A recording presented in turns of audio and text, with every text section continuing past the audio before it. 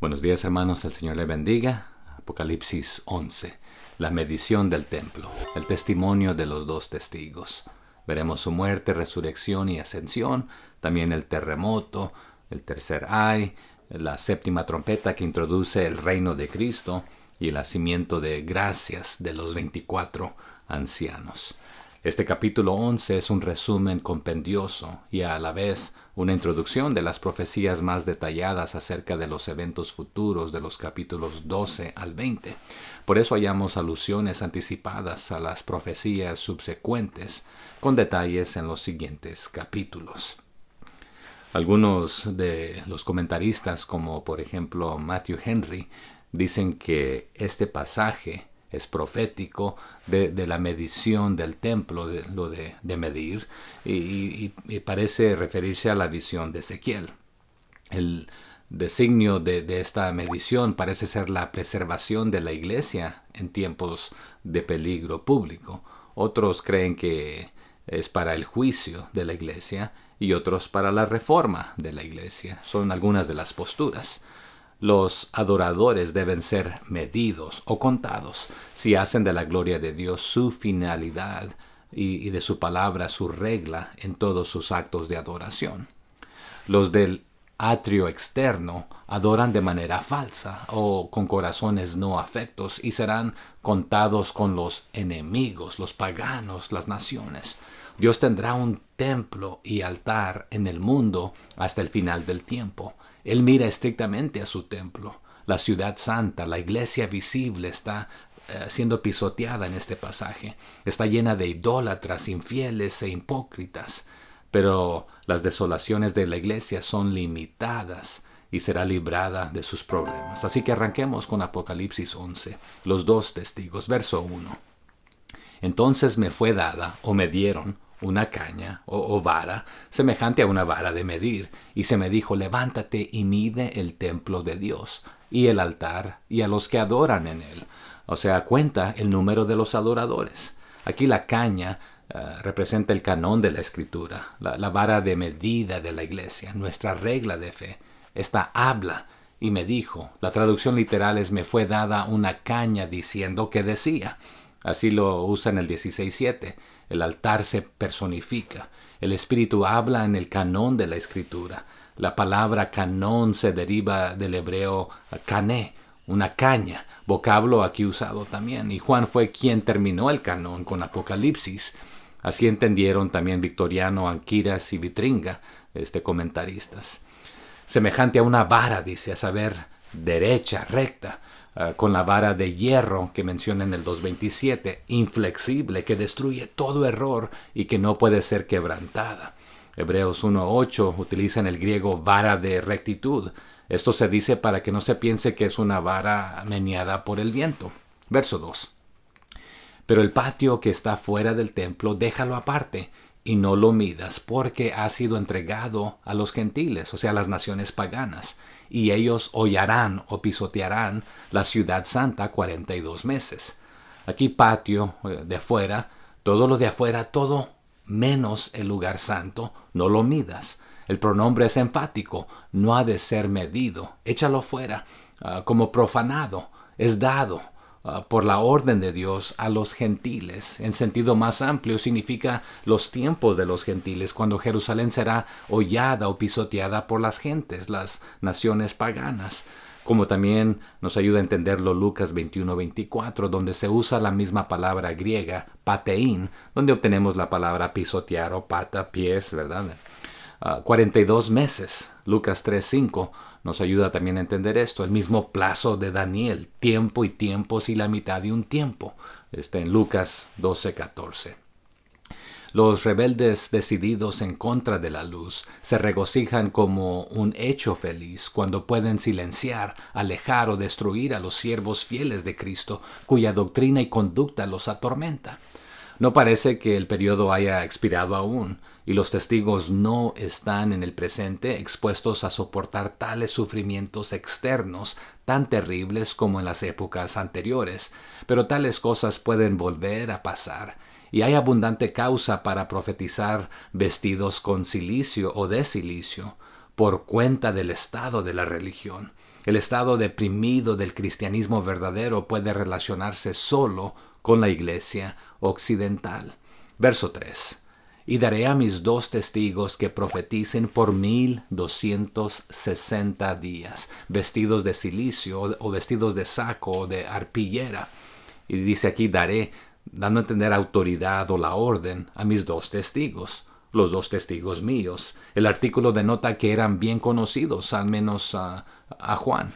Pero dice profetizarán, predicarán bajo la inspiración del Espíritu, anunciando juicios en contra de los apóstatas. Se los describe como los 2 olivos y los 2 candeleros que están delante del Dios de la tierra.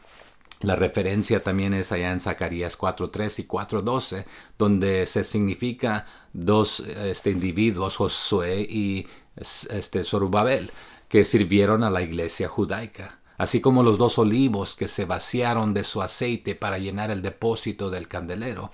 Así pues, en la apostasía final, Dios levantará a 2 testigos inspirados para que animen y consuelen a los afligidos del remanente sellado. Así opina el comentarista Brown.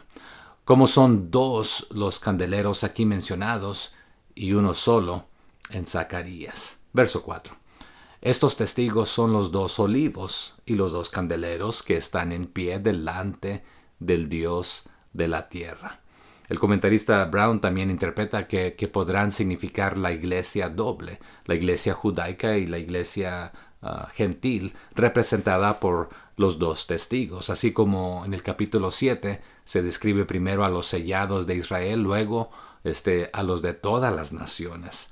Las acciones de los 2 testigos son precisamente las de Moisés cuando testificó por Dios contra Faraón. O sea, aquí Faraón, un tipo de anticristo, el último y el mayor enemigo de Israel, tornando las aguas en sangre e hiriendo con plagas.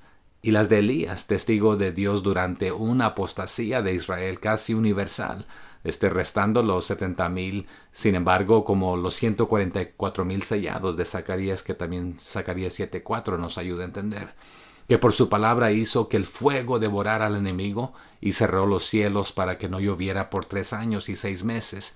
Igual tiempo equivale aquí, a 1260 días en que profetizaron los 2 testigos. Además, las palabras testigo y profetizar comúnmente se aplican a individuos, no a abstracciones. Y el Salmo 52:8 nos ayuda a entender esto. El comentarista de Burr cree que Elías y Moisés volverán a aparecer, como se nos menciona en Malaquías 4 del 5 al 6 para enseñar, y Mateo 17:11 y Hechos 3:21 nos ayudan con esto. Moisés y Elías aparecieron con Cristo en la transfiguración, la que prefiguró el futuro reino milenario. En cuanto a Moisés, Deuteronomio 34 del 5 al 6 y Judas 1:9 nos ayuda a entender esto. El genio y modo de proceder de Elías llevan la misma relación con la segunda venida de Cristo que los de Juan el Bautista llevaron con la primera venida, de acuerdo al comentarista Ben Hill. Muchos de la iglesia primitiva creyeron que los 2 testigos eran Enoc y Elías. Esto evitaría la dificultad de que murieran ellos 2 veces, porque estos nunca murieron. ¿Pero acaso serán los testigos muertos? Con todo, la conversión del agua en sangre y las plagas que Deuteronomio 6 nos hablan, se aplican mejor a Moisés que a Enoc, y compararíamos al 15:3, el cántico de Moisés. La gloria de Moisés y Elías en la transfiguración no era permanente estado de resucitados, el que no será hasta que Cristo venga para glorificar a sus santos, porque Él solo es primicias de los que durmieron. Una objeción a esta interpretación es que aquellos 2 siervos bienaventurados de Dios tendrían que someterse a la muerte, y Moisés por segunda vez, lo que es negado por Hebreos 9:27. Sobre los 2 testigos que menciona aquí, que corresponden a los 2 olivos. Estos son medios de proveer el aceite para alimentar a la iglesia y símbolos de paz. El Espíritu Santo es el aceite en ellos. Los testigos de Cristo en los notables tiempos de la historia de la iglesia aparecieron generalmente en pares, como Moisés y Aarón, las autoridades civil y espiritual. Caleb y Josué, Ezequiel sacerdote y Daniel profeta, Zorobabel y Josué. ¿Y de qué están vestidos? De sacos. El género de vestir de los profetas, especialmente cuando llamaban al pueblo a contrición y arrepentimiento. Su mismo aspecto exterior concordaba con sus tristezas y sus enseñanzas. Así Elías y Juan, que vino en el espíritu y poder de él. El saco de los dos testigos es una palabra clave que liga este episodio con la sexta trompeta y con el sexto sello, cuando el sol se vuelve negro como saco de silicio en justa retribución sobre los apóstatas que rechazaron a los testigos de Dios. Ya lo vimos en el 6:12 de Apocalipsis. Pero están delante del Dios de la tierra, dice este verso, como delante de los ojos de Él, desconocido por gran parte de la tierra ahora, pero siendo el rey de ella por derecho, y pronto a ser reconocido como tal abiertamente en acorde con Lucas 11:15. La frase también alude a Zacarías 4:10 y 4:14, los dos ungidos que están delante del Señor de la tierra. Vale la pena también considerar la opinión de otro comentarista, Wordsworth, si acaso constituye un sentido secundario. Los dos testigos, los dos olivos, los dos testamentos, los interpreta él, que administran su testimonio a la iglesia de la antigua dispensación, así como a la de la nueva, lo que explica que los dos testigos son llamados también los dos candeleros, o sea, las iglesias del Antiguo Testamento y las iglesias del Nuevo Testamento.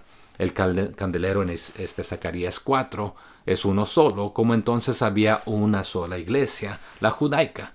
La iglesia en ambas dispensaciones no tiene luz en sí, sino que la deriva del Espíritu por medio del testimonio de la palabra doble, los dos olivos, como aquí en Apocalipsis 11:1, como comenzamos. Relacionado con la caña, el canón de la Escritura, siendo la medida de la iglesia, también dice el comentarista Primasius. Entonces los dos testigos predican en saco de silicio, en señal del trato ignominioso que la palabra como Cristo mismo recibe en el mundo. Así los 24 ancianos representan a los ministros de las dos dispensaciones por el doble de 12, o sea, las 12 tribus, los 12 discípulos. Pero el verso 7 del capítulo 11 prueba que los dos testamentos en primer orden no pueden ser lo que significa aquí, porque estos nunca serán muertos ni acabarán su testimonio hasta que el mundo acabe. Así que hay mucho que pensar ahí. Verso 5. Si alguno quiere dañarlos, sale fuego de la boca de ellos y devora a sus enemigos. Y si alguno quiere hacerle daño, debe morir él de la misma manera. Y aquí sale fuego, no literalmente, sino que Dios hace que las denunciaciones de juicios de ellos se verifiquen y devoren. Y Jeremías 5:14 y 23:29 nos ayudan a entender esto, que devoren, verifiquen y devoren a sus enemigos. Y si quisiere hacer daño, 2 veces repetido para marcar la certeza inmediata de la relación. La palabra así muerto, la frase así de la misma manera que él trate de dañarlos. El 13:10, retribución en especie. Verso 6. Estos tienen poder para cerrar el cielo a fin de que no llueva en los días de su profecía, y tienen poder sobre las aguas para convertirlas en sangre y para herir la tierra con toda plaga, cuantas veces quieran. Aquí la palabra potestad es poder autorizado, que no llueva agua, no riegue la tierra. Verso 7. Cuando hayan acabado su testimonio, la bestia que sube del abismo hará guerra contra ellos y los vencerá y los matará. O sea que cuando completen su testimonio, la bestia que sube del abismo o el inframundo les declarará la guerra y los vencerá y los matará. O sea, acabado su testimonio. El mismo verbo se emplea por Pablo acerca de la terminación de su ministerio con la muerte violenta. Y aquí la bestia que sube, esta bestia en el griego, bestia salvaje, fiera, no se mencionó antes porque ya estaba descrita por Daniel allá en el capítulo 7, verso 3 y 11. y ha de serlo en pleno más adelante en el capítulo 13 verso 1 y capítulo 17 verso 8. Así Juan de una vez se apropia las profecías del Antiguo Testamento y también mirando todo el tema de un golpe de vista. Menciona como conocidos, aunque no lo sean al lector, objetos que describirá él mismo después. Es una prueba de la unidad que atraviesa toda la Escritura. Hará guerra contra ellos, alusión a lo que dijo Daniel en el 7:21, donde se dice lo mismo del pequeño cuerno que brotó entre los 10 cuernos de las cuatro bestias, de la cuarta bestia, perdón. Verso 8. Y sus cadáveres estarán en la plaza de la grande ciudad que en el sentido espiritual se llama Sodoma y Egipto, donde también nuestro Señor fue crucificado. O sea que sus cuerpos yacerán en la plaza principal de Jerusalén. En el griego dice la gran ciudad. La ciudad que en sentido figurado se llama Sodoma y Egipto. O sea, la ciudad donde su Señor fue crucificado. Aquí la frase sus cuerpos, así la Vulgata, la Siriaca y la Andreas lo mencionan, pero la A, B y C, los manuscritos más antiguos y la cóptica dicen en el singular el cuerpo de ellos en lugar que los cuerpos de ellos. Los dos caídos por una sola causa son considerados como uno. Y la grande ciudad, ¿qué significa ahí? Bueno, 8 veces en otras partes el Apocalipsis aplicada a Babilonia. Y Daniel 14:8, 16:19, 17:18, 18:10, 18:16, 18 del 18 al 19 y el 21.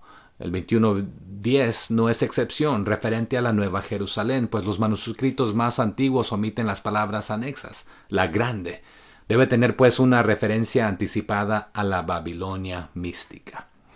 Que mejor la cual conforme al griego, espiritualmente en el sentido espiritual. Sodoma, el mismo término aplicado por Isaías 1:10 a la Jerusalén apóstata, y Ezequiel 16:48 nos ayuda a entender esto. ¿Y qué de Egipto mencionado aquí? Bueno, la nación, apoyarse en la cual era el pecado tentador de los judíos, querer regresar a ella, al mundo, donde el Señor fue crucificado, dice aquí. Esto identifica a la ciudad por Jerusalén, aunque el Señor fue crucificado fuera de la ciudad. El historiador Eusebio menciona el hecho de que el escenario de la crucifixión fue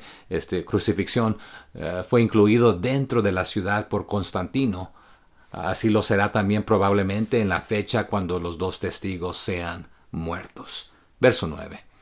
Y los de los pueblos, tribus, lenguas y naciones serán sus cadáveres por 3 días y medio y no permitirán que sean sepultados. O sea que durante 3 días y medio todos los pueblos, tribus, lenguas y naciones mirarán sus cuerpos. Estarán ahí destapados, descubiertos. Nadie podrá enterrarlos.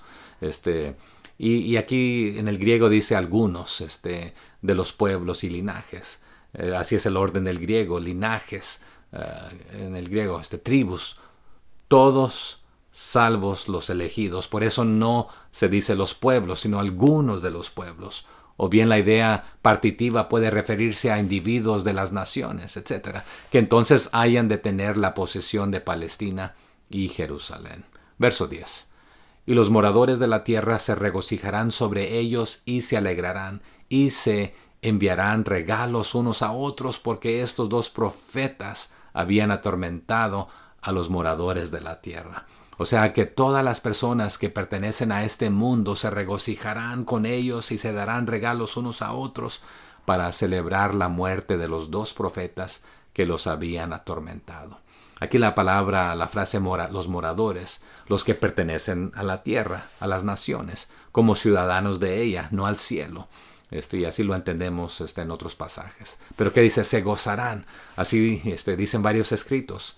El fanatismo los llevará a los seguidores del anticristo a festejar el hecho de haber sido silenciados aparentemente en la muerte sus reprochadores cristianos. Como el Señor de ella, la iglesia tendrá su funesta semana de pasión, seguida por la hermosa mañana de la resurrección. Verso 11. Pero después de 3 días y medio entró en ellos el espíritu de vida enviado por Dios, y se levantaron sobre sus pies y cayó gran temor sobre los que vieron. O sea que después de 3 días y medio, Dios les dio vida y se pusieron de pie. El terror golpeó ahora a todos los que los miraban, que sabían que habían muerto. O sea que después, aquí eso se puede traducir en el griego después de los 3 días. El espíritu de vida, el mismo que alentó la vida en los huesos secos de Israel, allá en Ezequiel 37:10, y entró espíritu en ellos. El texto aquí como allí se relaciona íntimamente con la restauración de Israel como nación a la vida política y religiosa. También pudiéramos ver en otros pasajes como en Oseas 6:2, donde Efraín dice, dúranos vida después de 2 días.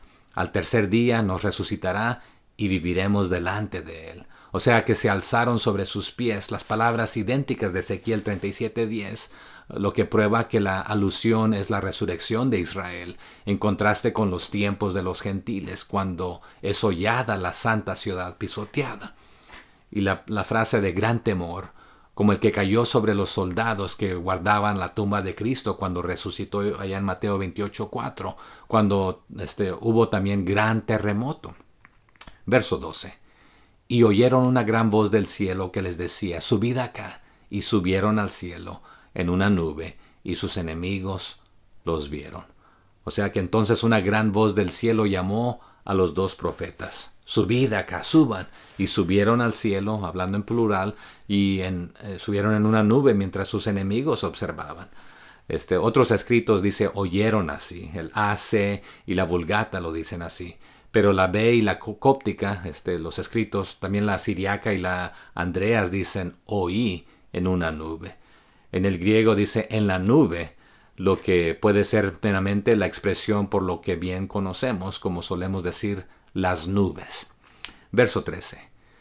En aquella hora hubo un gran terremoto, y la 10ª parte de la ciudad se derrumbó, y por el terremoto murieron en número de 7,000 hombres, y los demás se aterrorizaron y dieron gloria al Dios del cielo. O sea que al mismo tiempo hubo un terrible terremoto que destruyó la 10ª parte de la ciudad. 7,000 personas murieron en ese terremoto. Y todos los demás estaban aterrorizados y dieron gloria al Dios del cielo. Esta frase de gran temblor de tierra, que corresponde al gran terremoto, el mismo griego lo dice así, bajo el 6º sello, con el acercamiento del Señor. Y Hechos 6:12 nos ayuda a entender esto. Cristo fue entregado a sus enemigos en el 5º día de la semana. ¿Qué sucedió en el 6º? En el 6º fue crucificado y en el sábado descansó. Así es bajo el 6º sello y la 6ª trompeta, que el último padecimiento de la iglesia. Entonces, ¿qué sucede? Empezado bajo el 5º sello y la 5ª trompeta, debe ser consumado antes que ella entre al sabatismo eterno. 6 sabemos que es el número del mayor triunfo del imperio mundial, pero al mismo tiempo linda con el 7, el número divino, el 7, que presagia su completa destrucción. Entonces, si comparáramos el 666 en el capítulo 13, verso 18, el número de la bestia, el del Señor es el 777. Así que la 10ª parte de la ciudad cayó. Eso es la grande ciudad. Y lo veremos en el 16-19, pero Zacarías 14:2 lo menciona. 10 es el número de los reinos del mundo. Zacarías 17:10-12 nos ayuda a entender eso. Y de los cuernos de la bestia, de Zacarías 13:1, y del dragón, Zacarías 12:3. Así, en la interpretación histórica eclesiástica, se enseña aquí que cae uno de los 10 reinos mundiales apóstatas. Pero en el sentido restringido, una 10ª parte de Jerusalén que está bajo el anticristo cae. Quedan las 9 décimas, y una vez purificadas llegan a ser el reino de Cristo en la tierra, en acorde con algunos comentaristas. Y la frase de los hombres, literalmente fueron muertos 7,000 hombres, o nombres de hombres, tan exactamente enumerados como si sus nombres estuviesen dados. Pero por eso dijo, mide, cuenta, 7,000. Otro comentarista interpreta que son provincias, a saber, las 7 provincias unidas holandesas, perdidas al papado. Y nombres de hombres por título de dignidad, ducados, senarios, etc.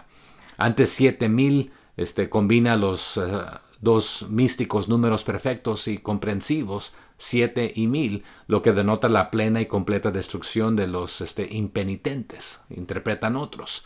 Los demás habitantes israelitas que no fueron muertos, o sea, su conversión forma un contraste bendito con el capítulo 16 y 9 y otros capítulos.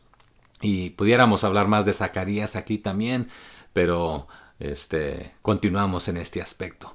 Entonces, ¿qué sucederá? Bueno, estos santos serán transfigurados y dieron gloria al Dios del cielo, lo que no hacían mientras eran apóstatas y adoraban la imagen de la bestia.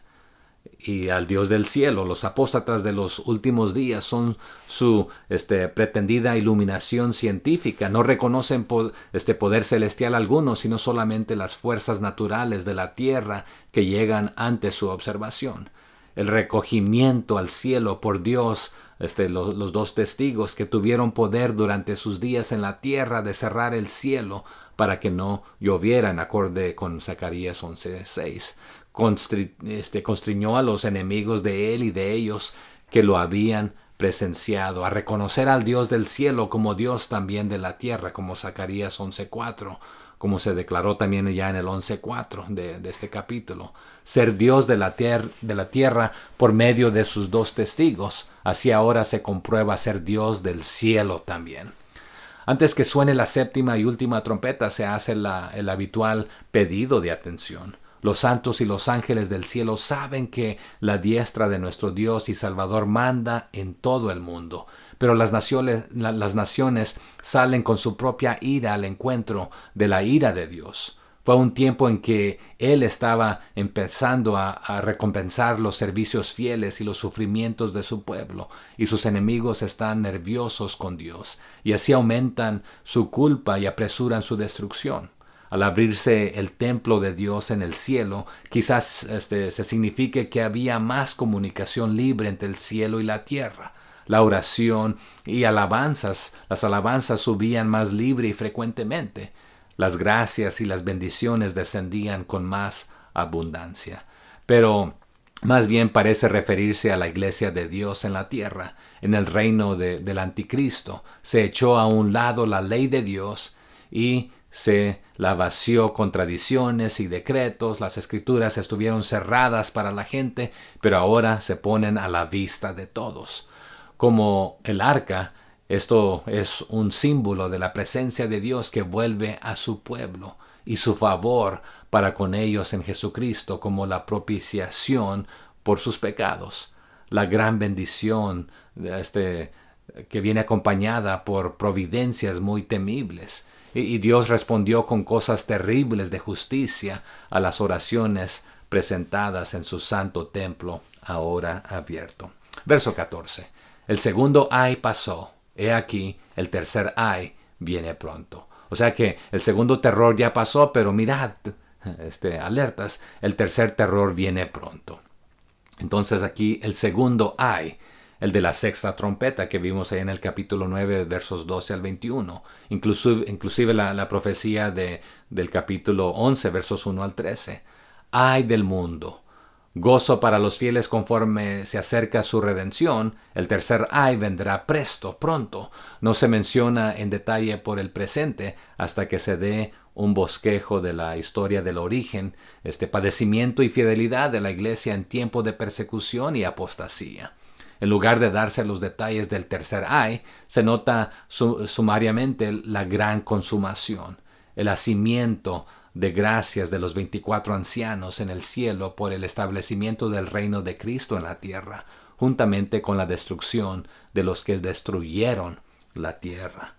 Y aquí la séptima trompeta trae el tercer terror. Entonces, verso 15. El séptimo ángel tocó la trompeta, y hubo grandes voces en el cielo, que decían: los reinos del mundo han venido a ser de nuestro Señor y de su Cristo, y Él reinará por los siglos de los siglos. Entonces el séptimo ángel tocó su trompeta. ¿Y qué hubo? Hubo grandes voces que gritaban en el cielo. ¿Qué gritaban?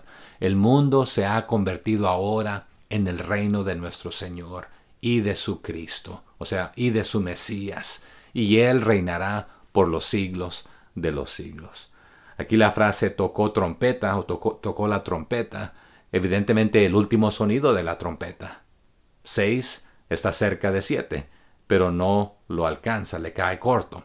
Los juicios del mundo se completan en 6, y por el cumplimiento de 7 los reinos del mundo llegan a ser de Cristo. 6 nuevamente es el número del mundo entregado a juicio, es la mitad de 12, el número de la iglesia, como 3,5 es la mitad de 7, el número divino de la perfección. El comentarista Bengel cree que el ángel aquí habrá sido el ángel Gabriel o el arcángel Gabriel, este nombre compuesto de él, Dios y Geber, hombre fuerte. Entonces el 10:1 nos ayuda a entender esto, pero Gabriel pues propiamente anunció a María el advenimiento del fuerte Dios, de Dios fuerte, Padre eterno. Entonces, hombre, viésemos el relato del niño varón que sigue en el capítulo 12 del verso 1 al 6, al que el presente pasaje forma la transición, aunque la séptima trompeta es el tiempo subsecuente, siendo la consumación del episodio histórico de los capítulos 12 y 13. Así que la séptima trompeta como el séptimo sello y la séptima copa, siendo la consumación, es acompañada de una manera diferente de aquellos. Se nos exponen no las consecuencias que siguen en la tierra, sino las que siguen en el cielo, las grandes voces y el hacimiento de gracias de los 24 ancianos en el cielo, como el silencio de media hora en el cielo con el séptimo sello, y la voz de dentro del templo en el cielo. Entonces, Hechos 16-17 nos ayuda a entender esto también. De estos hechos, no el libro de Hechos, el capítulo 16-17 de Apocalipsis, la séptima copa. El paralelo es Daniel 2:44. Levantará el Dios del cielo un reino que nunca jamás se corromperá, y no será dejado a otro pueblo este reino. Desmenuzará y consumirá todos estos reinos, y él permanecerá para siempre. Es el establecimiento visible de la soberanía del cielo sobre la tierra, la que visiblemente ejercida una vez fue rechazada hasta ahora por los gobernantes terrenales. La diferencia entre lo terrenal y lo espiritual cesará entonces. No habrá bestia que se oponga a la mujer. La poesía, el arte, la ciencia y la vida social serán a la vez mundanas y cristianas. Reinos aquí, los escritos A, B y C y la Vulgata dicen en el singular el reino, soberanía, sobre él mundo llegó a ser de nuestro Señor y de Cristo el Mesías. No hay buena autoridad para la conversión común. Los reinos del mundo ceden lugar al señorío del mundo ejercido por Cristo. Los reinos terrenales son muchos, el de él será uno. El nombre es Cristo, el ungido. Aquí donde se menciona su reino aparece propiamente por primera vez en el Apocalipsis, porque equivale a rey, aunque se ungía también a sacerdotes y profetas. Sin embargo, este término se aplica especialmente a él como rey, por cuanto el ungido del Señor es su título como rey, en los textos donde se le distingue de los sacerdotes. El glorificado Hijo del Hombre gobernará a la humanidad por medio de su transfigurada iglesia en el cielo y por el pueblo de Israel en la tierra. Israel será el mediador sacerdotal de bendiciones a toda la tierra, habiéndolas recibido primero, y reinará hasta los siglos de los siglos. Aquí empieza el reino milenial, la consumación del misterio de Dios, en acorde con Daniel 7 y en acorde con varios comentaristas. Verso 16. Y los 24 ancianos que estaban sentados delante de Dios en sus tronos se postraron sobre sus rostros y adoraron a Dios. O sea que los 24 ancianos sentados en sus tronos, en sus sillas de juicio delante de Dios, se postraron rostro en tierra y lo adoraron delante de Dios. Así lo dice el manuscrito B y la siriaca, dicen delante del trono de Dios. Pero el manuscrito AC y la Vulgata y la Cóptica concuerdan con nuestra versión de sillas en el griego, que se traduce tronos. Verso 17. Diciendo: Te damos gracias, Señor Dios Todopoderoso, el que eres y que eras y que has de venir, porque has tomado tu gran poder y has reinado. O sea que dijeron: Te damos gracias, Señor, porque Solamente tú la mereces, Señor Dios Todopoderoso, quien tiene todo el poder y que es, y el que siempre fue y que ahora continúa siendo, y has asumido tu gran poder y has comenzado a reinar de esta manera.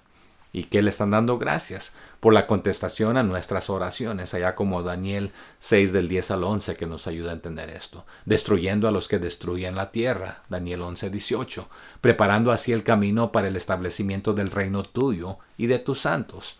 Entonces, llegada en efecto ya la consumación, no se dirigen a él ya como cuando era aún futura, que has de venir. Y podemos comparar el verso 18 del 11. Es venida desde la voz de la séptima trompeta, es a su pueblo, Jehová, el siempre presente, Señor, el que es, más propiamente Jehová, el que es, el que era y el que ha de venir. Has tomado, Cristo toma el reino como suyo por derecho. Entonces el verso 18 dice, y se airaron las naciones, y tu ira ha venido, y el tiempo de juzgar a los muertos, y de dar el galardón a tus siervos los profetas, a los santos y a los que temen tu nombre, a los pequeños y a los grandes, y de destruir a los que destruyen la tierra. Así que las naciones se llenaron de ira, pero ahora ha llegado el tiempo de tu ira. Es hora de juzgar a los muertos y recompensar a tus siervos los profetas, así como tu pueblo santo también, y todos los que tomen tu nombre, desde el más grande hasta el menor, ¿verdad? Del mayor o del menor al mayor. Es hora de destruir todos los que han causado destrucción en la tierra. Que la misma destrucción sea destruida. Se han airado las naciones. Aludiendo al Salmo 99.1, versión de los 70, dice, Jehová reinó, enójense los pueblos. La ira de ellos se combina con la alarma de Éxodo 15.14 y Segunda de Reyes 19.26 y 19.28, que nos menciona, que dice, te has airado contra mí, y tu estruendo ha subido a mis oídos. Yo por tanto pondré mi anzuelo en tus narices.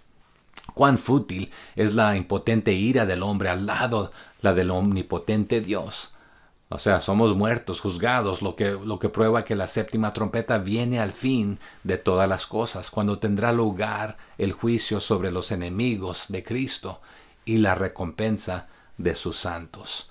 Tan largo tiempo reclamada por ellos en oración, recordemos cómo subían. Y los profetas, por ejemplo, los dos testigos profetizantes, y los que los trataron benignamente por amor a Cristo, pero los que los trataron mal. Entonces Jesús vendrá para efectuar por su presencia aquello que en su ausencia esperábamos en vano, y por otros medios destruyan la retribución en especie. Y Lucas 19:27 nos ayuda a entender esto, y Daniel 7 del 14 al 18. Verso 19 nos dice lo siguiente, y el templo de Dios fue abierto en el cielo, y el arca de su pacto se veía en el templo, y hubo relámpagos, voces y truenos, un terremoto y grande granizo. Entonces, ¿qué sucede? En el cielo, el cielo se abrió el templo de Dios, y se podía ver el arca de su pacto dentro del templo. Pero había relámpagos que brillaban, los truenos estallando y rugiendo, y ese terremoto y una terrible tormenta de granizo. Entonces, una conclusión solemne similar a la del séptimo sello, que Daniel 8.5 nos ayuda a entender, y la séptima copa, que también Daniel 16.18. Parece pues que los 7 sellos, las 7 trompetas y las 7 copas no representan acontecimientos consecutivos, sino paralelos, y terminan en la misma consumación. Presentan el desarrollo de los planes de Dios para llevar a cabo la gran finalidad bajo 3 diferentes aspectos que se complementan mutuamente. Entonces aquí el templo, el santuario o lugar santo, vimos la palabra naos, no el templo entero, hieron, entonces abierto en el cielo. Y los manuscritos A y C dicen, el templo de Dios que está en el cielo fue abierto. El arca de su testamento, o de su convenio, su pacto. Como en el primer versículo, el santuario terrenal fue medido. Así aquí su antitipo celestial queda descubierto, y el antitipo del arca del pacto, del lugar santísimo terrenal, queda a la vista, la garantía de la fidelidad de Dios a su pacto, salvando a su pueblo y castigando a los enemigos de ellos y de él. De modo que esto forma una terminación propia de la serie de juicios anunciados por las trompetas y una introducción al episodio de los capítulos 12 y 13 que veremos. Respecto a la fidelidad de Dios para su iglesia. Aquí se abre primero su lugar secreto, el santuario celestial, para reconfortar a su pueblo, y después siguen sus juicios a favor de ellos. Y Daniel 14:15, 14:17, 15:5 y 16:17 nos ayudan a entender esto. Juicios aplaudidos por la gran compañía en el cielo como verdaderos y justos. Eso es lo paralelo, pues, a la escena desarrollada ante el altar celestial, al final de los sellos y al comienzo de las trompetas, que Daniel 8:3 también menciona, a la clausura del episodio de los capítulos 12 al 15 y de la apertura de las copas, que Daniel 15 del 7 al 8 nos habla. Pero bueno, ahí está la lectura con los comentarios de comentaristas. Compártame lo que usted ha descubierto, cuál es su postura. Aprendamos los unos de los otros. Que el Señor le bendiga.